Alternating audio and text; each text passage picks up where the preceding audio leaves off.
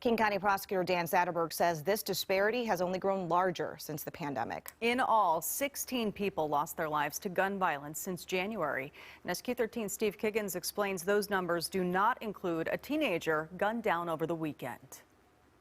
The King County Medical Examiner's Office identified the 16-year-old boy shot and killed as Earl Estrella. The shooting, it's still under investigation, but this murder, it doesn't even get counted in the numbers that the King County Prosecutor's Office shared with us today. That was like a gun toy, it's not a real gun. Yeah.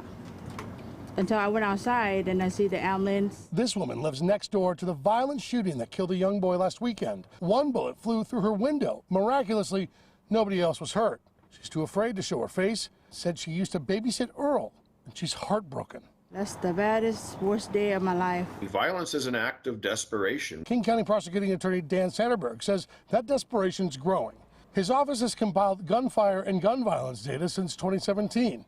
And he says the pandemic threw gasoline on an already hot fire. And one of the things I didn't anticipate in the pandemic year was this increase in gun violence. It went up about 36% in 2020. And for the first 3 months of 2021, we are continuing on that very disturbing trend. He says just the first 3 months of 2021, nearly 3/4 of gunfire is happening outside of Seattle.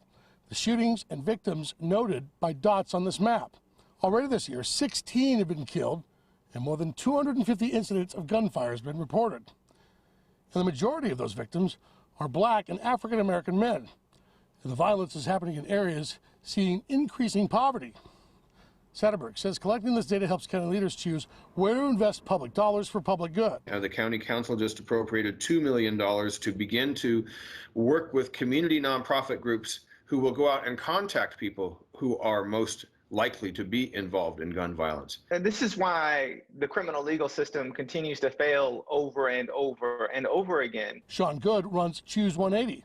It's a diversion program in King County offering young people a way to avoid sentencing if they can turn their life away from crime. But he says investments have to make a larger impact with young people and their daily lives to make a lasting impact. If we only invest in ambulances and emergency rooms, then we're only going to get to people when they're at their most critical moments in their lives. And for Earl's neighbor, she worries what future's in store for her 4-year-old daughter if the violence continues to escalate. I wish to be peace and happiness.